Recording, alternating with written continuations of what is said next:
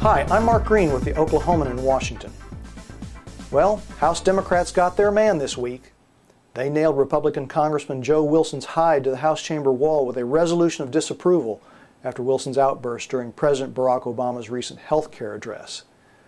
Of course, Wilson offended one and all by yelling, "You lie," in the middle of Obama's speech. It wasn't neighborly, it wasn't nice.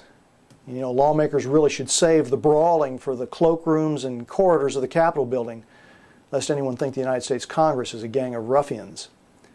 So Wilson got what he deserved, a kind of public spanking on a mostly party-line vote.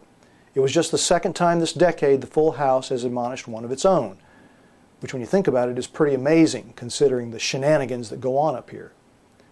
That said, Democrats can spare the rest of us much of the overwrought, self-righteous indignation over Wilson's violations of House rules.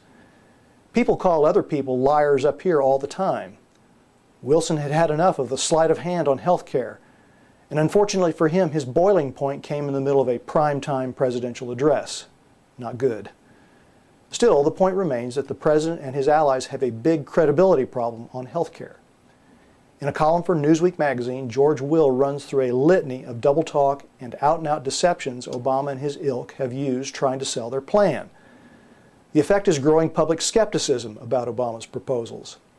A recent Washington Post ABC News poll showed Obama's speech didn't rally Americans to his side. In fact, the survey said the more Americans hear Obama talk about health care, the more they don't like his proposals. So it's not just Joe Wilson. There are a lot of Americans sitting in their living rooms and dens watching this debate play out.